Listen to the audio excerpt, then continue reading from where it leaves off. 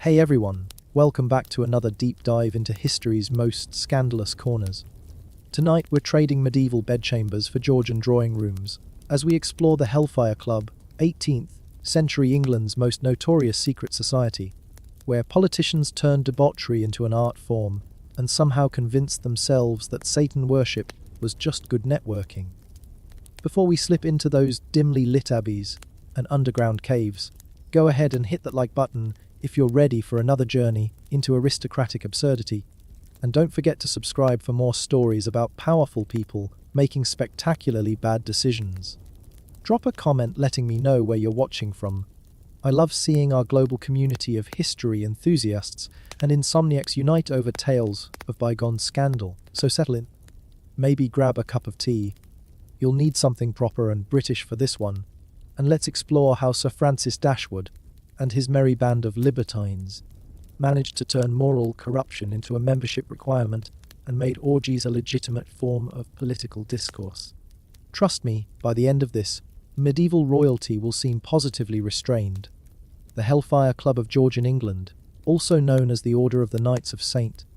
Francis of Wycombe and informally as that group of gentlemen who made debauchery an art form, is best remembered for turning moral corruption into a membership requirement, making Satan trendy among the aristocracy, and somehow convincing half of Parliament that orgies were a legitimate form of political discourse.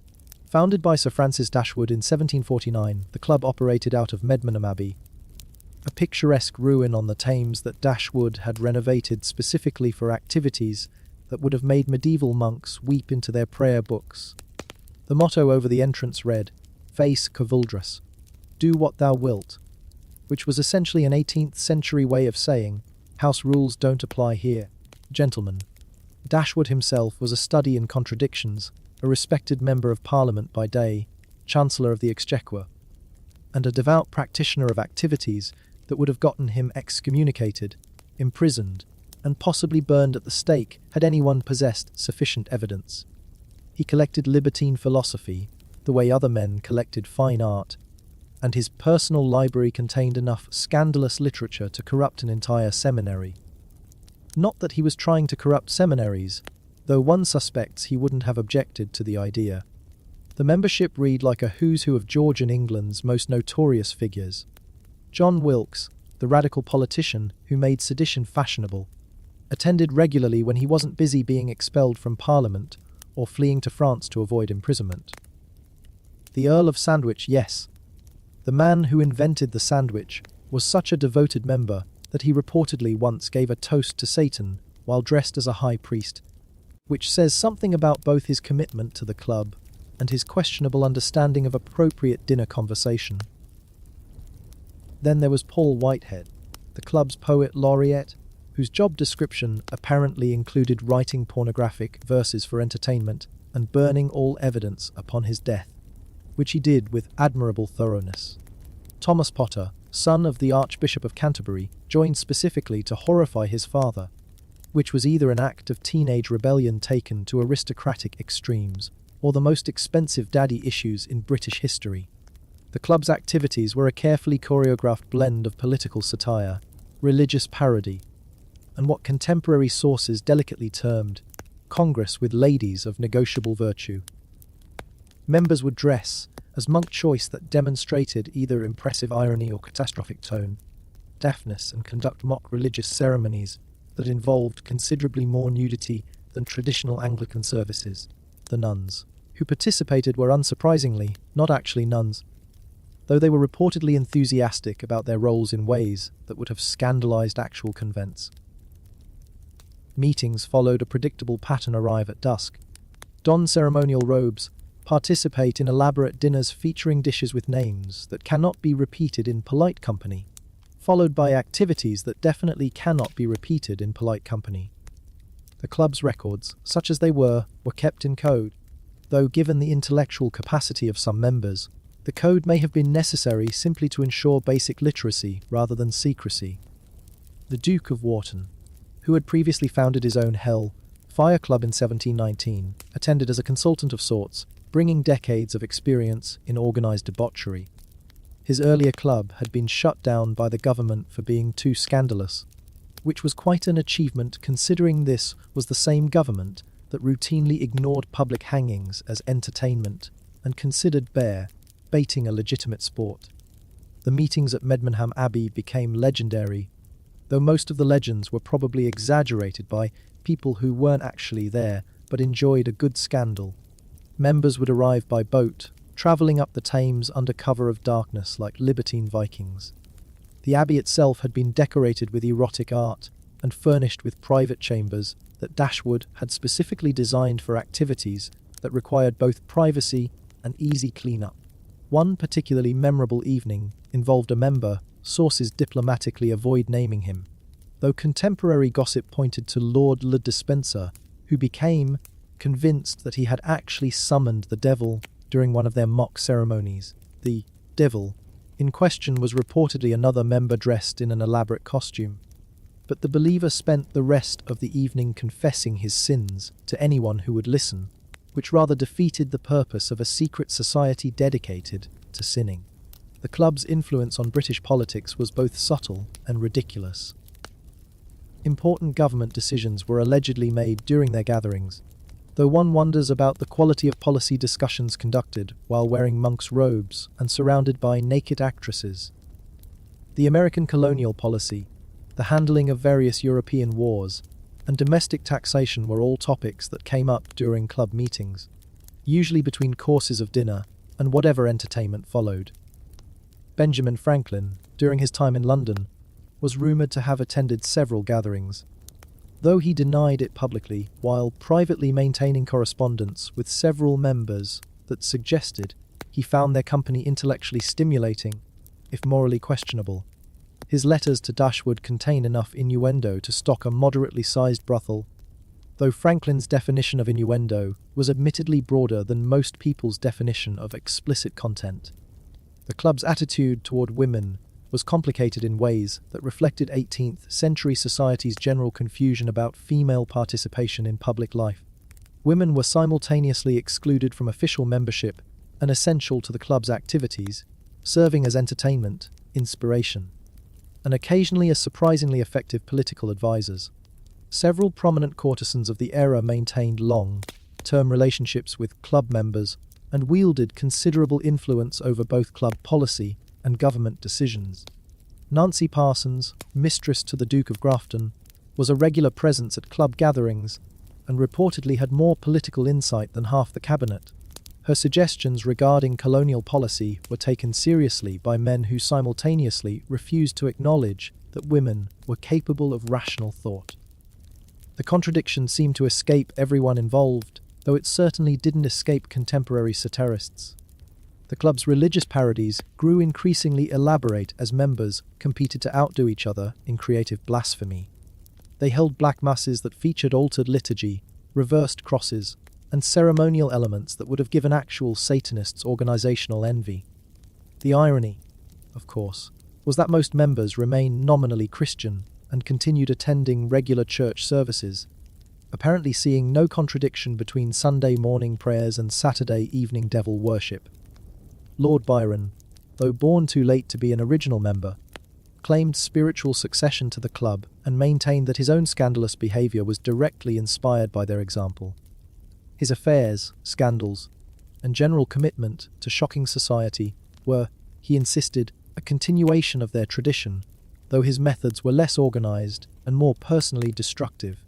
Whether this was evolution or devolution of the libertine tradition remained a matter of debate among contemporary observers. The club's secrecy was maintained through a combination of mutual blackmail, genuine friendship, and the practical reality that exposure would have destroyed all of them socially and politically.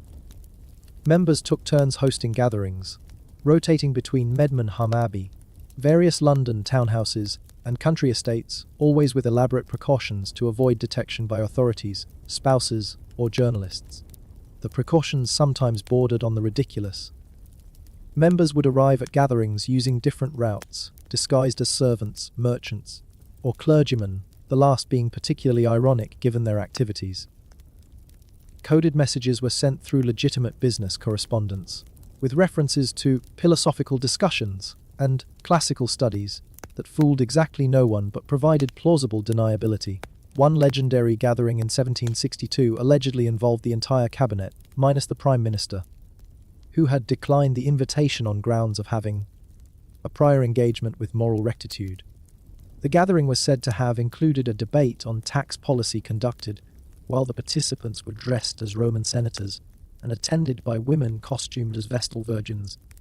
Though the historical accuracy of the costumes was reportedly less important than their ease of removal, the club's influence extended beyond mere debauchery into genuine intellectual discourse, though the intellectual content was often overshadowed by the more scandalous activities. Members discussed philosophy, literature, politics, and science, often with considerable insight when they weren't too distracted by other pursuits. The library at Medmenham Abbey contained works by Voltaire, Rousseau, and other Enlightenment thinkers, alongside an impressive collection of erotic literature from various periods and cultures. Dashwood himself was a serious student of both classical philosophy and contemporary political theory, though his practical application of these studies tended toward the unconventional. His essays on personal liberty, while never published due to their explosive content, were reportedly circulated among club members and influenced their approach to both politics and personal conduct. The club's dining traditions were elaborate affairs that combined French cuisine with theatrical presentation and innuendo-laden conversation. The chef, poached from the household of a French aristocrat, specialized in dishes that were simultaneously culinary masterpieces and visual puns that would have made a sailor blush. The wine cellar was legendary, containing bottles that had been acquired through both legitimate purchase and creative reinterpretation of import duties. Music was provided by a rotating ensemble of professional musicians who were paid exceptionally well for their discretion as much as their talent. The performances ranged from classical compositions to bawdy songs that would have gotten the performers arrested if performed in public.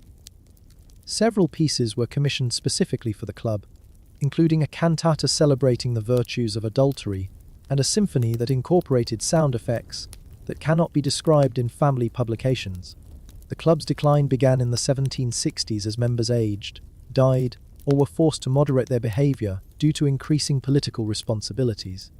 The American Revolution created new pressures on British politicians, and the changing social climate made the club's activities seem less fashionably rebellious and more genuinely dangerous to public order and personal reputation.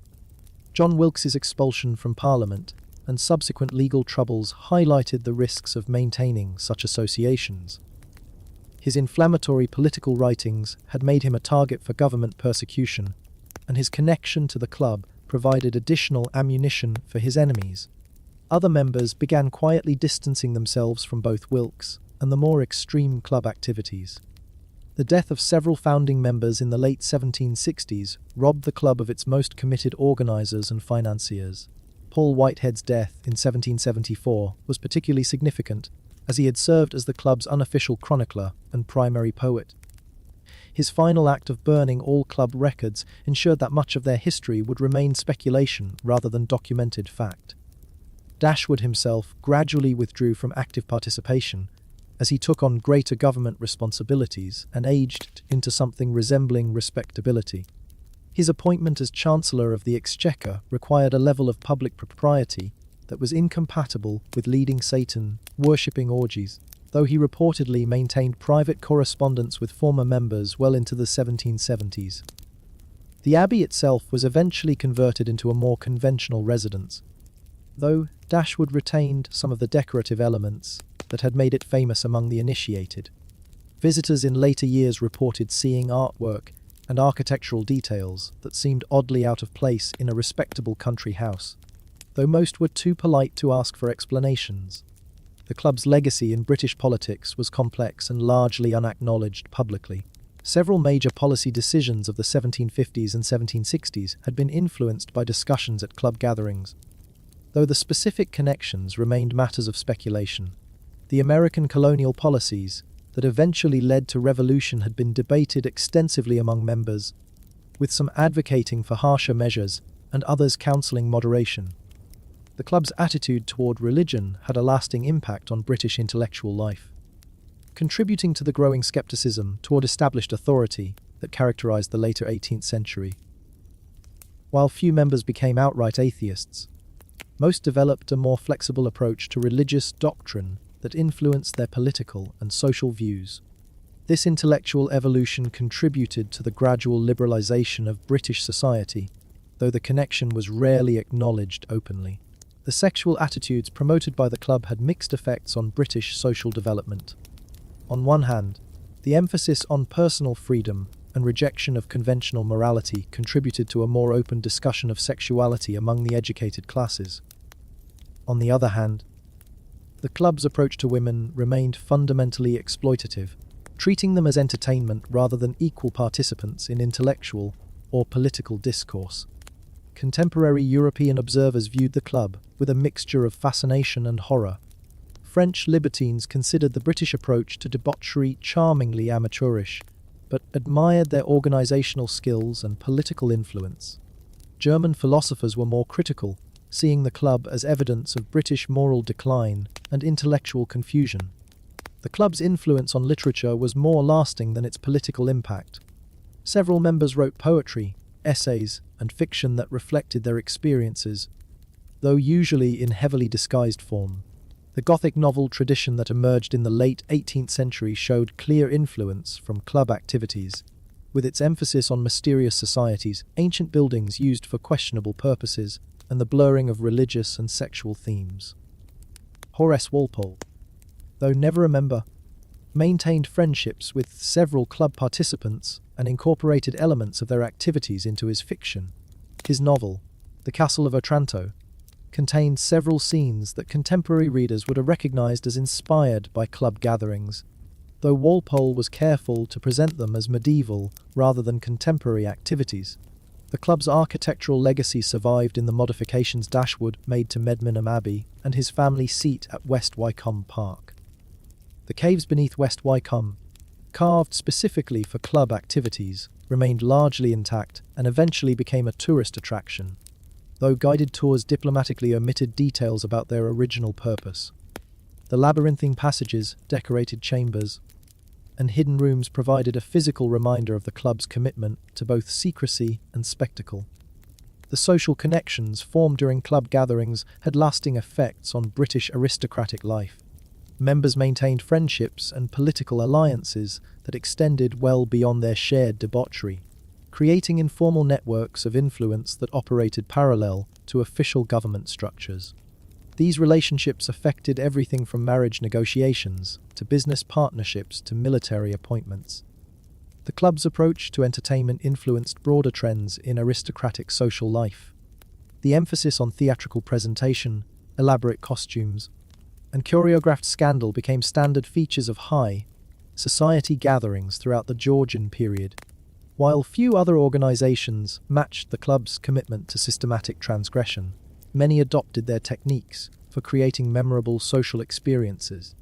The medical consequences of club activities were generally ignored by contemporary observers, but were undoubtedly significant.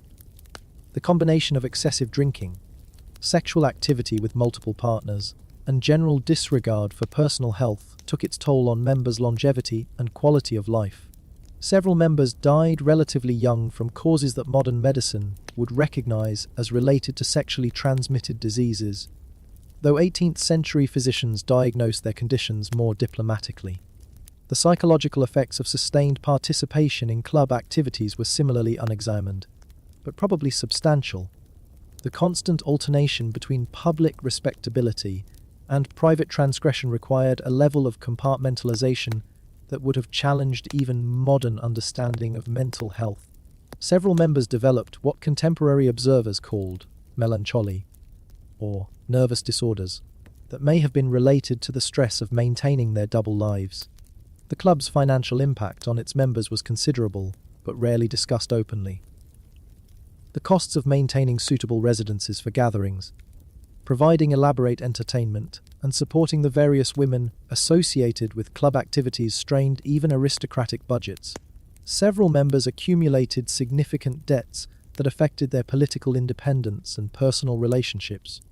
The club's investigative techniques for ensuring member loyalty were remarkably sophisticated for their era. New members underwent elaborate initiation ceremonies that were designed as much to gather compromising information as to establish commitment to club principles.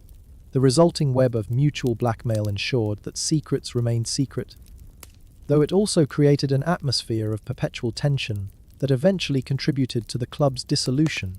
The international connections maintained by club members extended British influence in unexpected directions. Several foreign diplomats and visiting dignitaries were entertained at club gatherings, creating informal channels of communication that supplemented official diplomatic relations. These connections occasionally provided valuable intelligence about European political developments, though the reliability of information gathered during orgies was understandably questionable. The club's educational philosophy, insofar as they had one, emphasized experiential learning over theoretical knowledge. Members were encouraged to explore ideas through direct experience rather than abstract discussion, an approach that worked well for subjects like wine appreciation and sexual technique, but was less successful when applied to complex political or philosophical questions. The culinary innovations developed for club gatherings had a lasting impact on British cuisine, though the specific connections were rarely acknowledged.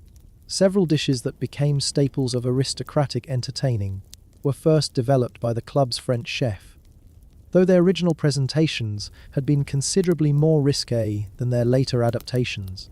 The club's musical legacy was more substantial than generally recognized. Several compositions commissioned for club entertainments were later adapted for more respectable venues, with new lyrics substituted for the original bawdy verses. The instrumental arrangements, freed from their scandalous associations, influenced the development of British chamber music throughout the later 18th century. The gardening innovations at both Medmenham Abbey and West Wycombe Park reflected the club's aesthetic philosophy of combining beauty with hidden meaning. The landscape designs incorporated classical references, erotic symbolism, and practical features for outdoor entertaining that influenced British garden design for decades. The famous caves at West Wycombe were as much architectural statement as practical space, demonstrating the club's commitment to spectacle even in their most private activities. The club's library and intellectual activities had a significant but unacknowledged impact on British thought. The collection of forbidden books, philosophical treatises, and erotic literature provided members with access to ideas that were unavailable through conventional channels.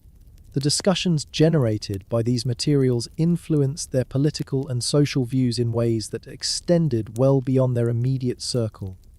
The decline of the Hellfire Club marked the end of an era in British aristocratic life, though its influence continued through the careers and connections of its members. The organisation had represented a particular moment in British social development when traditional authority was questioned, but not yet replaced by newer forms of social organisation. Their exploration of personal freedom, while often crude and exploitative, contributed to the broader Enlightenment questioning of established institutions and conventional morality. The club's ultimate legacy was less in its specific activities than in its demonstration that established social rules could be systematically violated by those with sufficient wealth, power, and organisational skill. This lesson was not lost on subsequent generations of British rebels, reformers, and revolutionaries, though few adopted the club's particular combination of political influence and sexual scandal. The club's influence on fashion and personal style extended far beyond their ceremonial robes. Members developed a distinctive approach to dress that emphasized both elegance and subtle transgression, incorporating elements that would signal their affiliations to fellow initiates while remaining unremarkable to outside observers. Dashwood himself pioneered the use of certain jewellery pieces, fabric choices, and accessories that became coded signals within fashionable society. The wig styles favoured by club members became trend-setting among the aristocracy, though few understood the specific symbolism involved. Certain arrangements of curls, powder applications, and decorative elements served as visual markers of club membership or sympathy. The fashion influence extended to women's clothing as well, as the courtesans and actresses associated with the club often introduced continental styles that were adopted by respectable society after appropriate modifications. The The club's approach to personal grooming reflected their broader philosophy of hidden rebellion. Members favored specific perfumes, imported soaps, and cosmetic preparations that were associated with libertine culture, but remained acceptable in polite society. The attention to personal presentation was part of their commitment to maintaining dual identities as both respectable public figures and dedicated hedonists. The transportation methods used for club gatherings became increasingly sophisticated as the organization matured. The famous river journeys to Medmenham Abbey were supplemented by elaborate carriage routes designed to confuse potential surveillance and provide alibis for members' absences from London. Several members maintained multiple residences specifically to support these deception schemes. The club's postal system was remarkably advanced for its era, utilizing both official and unofficial channels to maintain communication between scattered members. Coded messages were embedded in legitimate business correspondence, social invitations, and even parliamentary documents. The system required considerable coordination and demonstrated the members' commitment to organizational security despite their reputation for reckless behavior.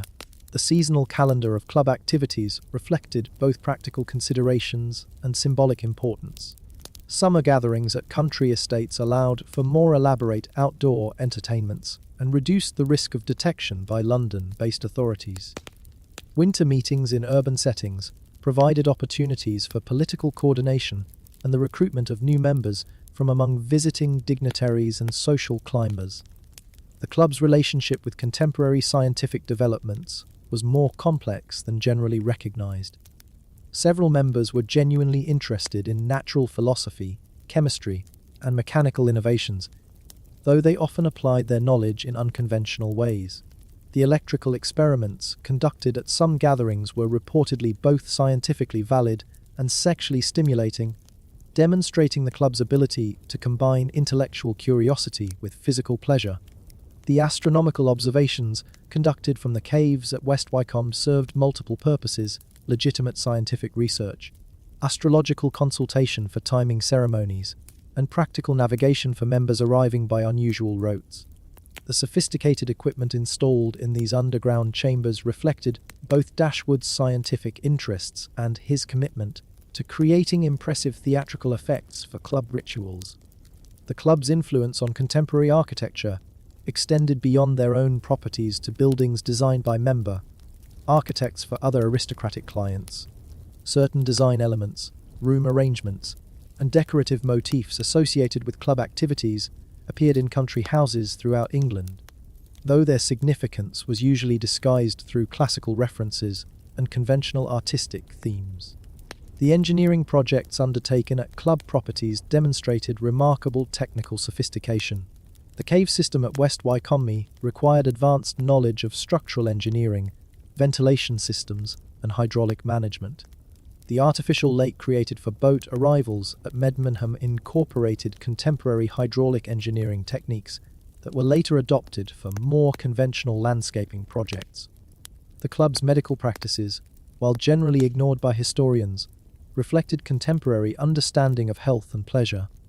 Several members consulted with European physicians who specialized in treating conditions related to excessive indulgence, and the club maintained relationships with discreet medical practitioners who could address the inevitable consequences of their lifestyle choices.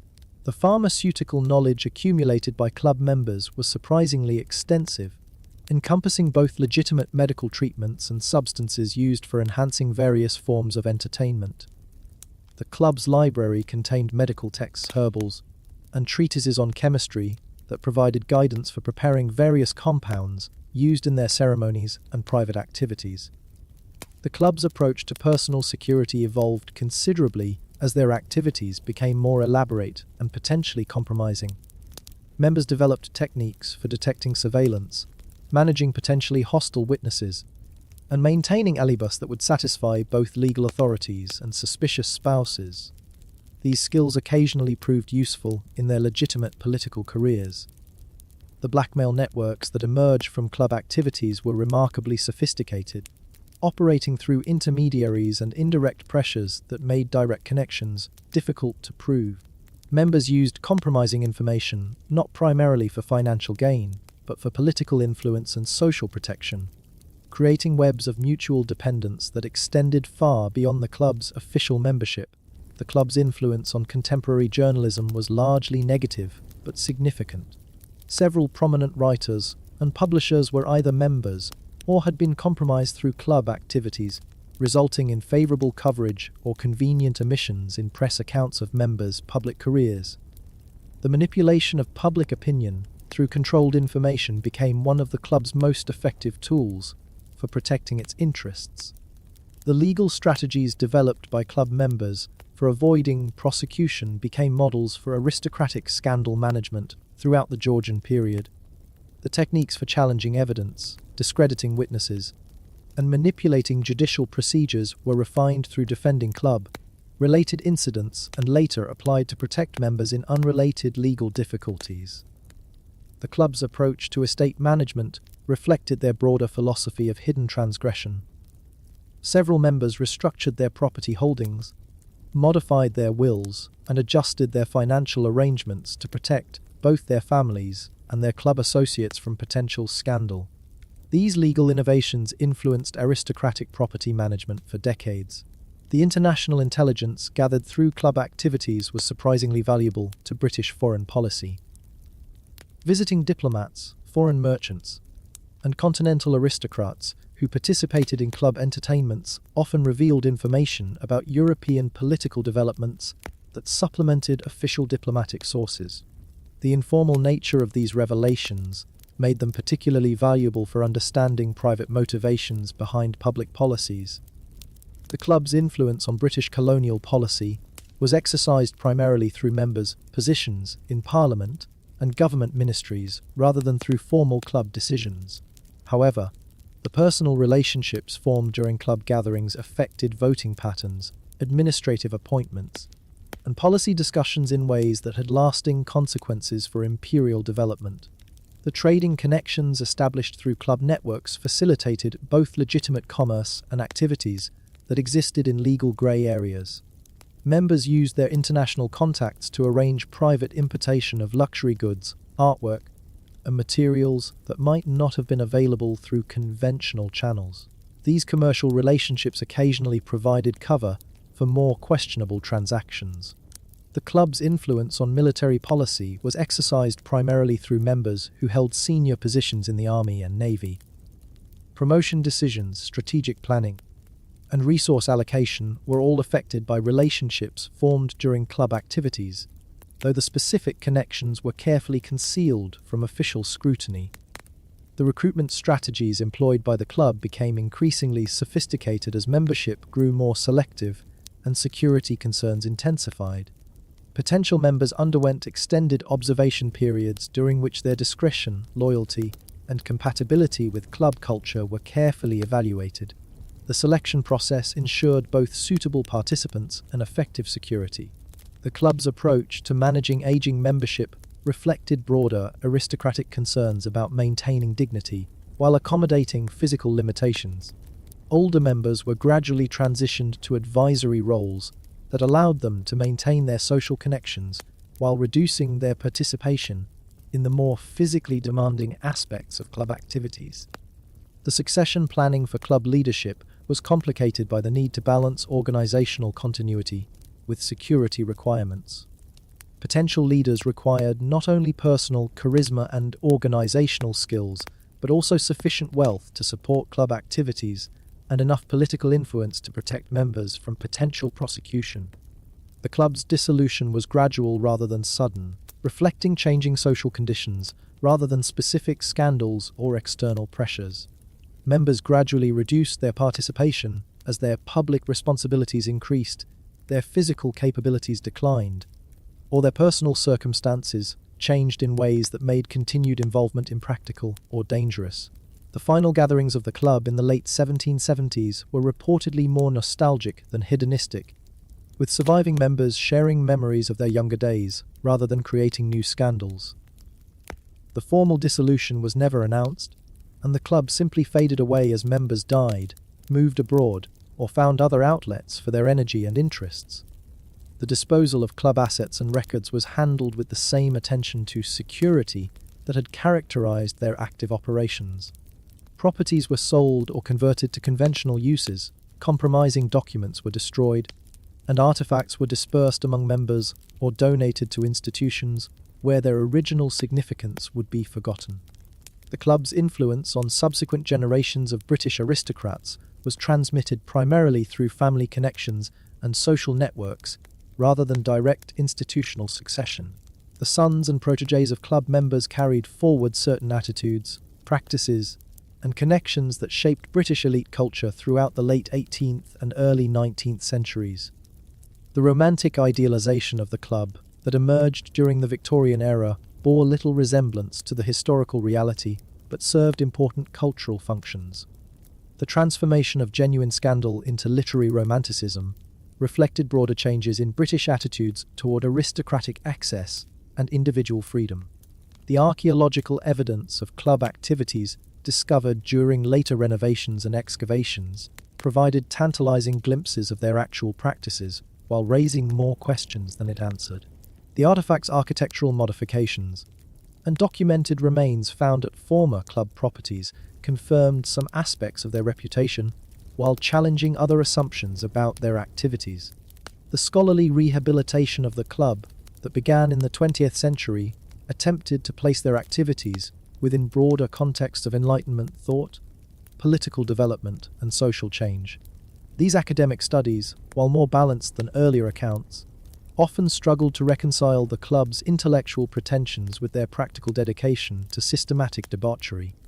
In the end, the Hellfire Club represented both the best and worst of 18th century British aristocracy, intellectually curious but morally shallow, politically influential but personally irresponsible, creative in their pursuit of pleasure, but ultimately limited by their own privilege and prejudice.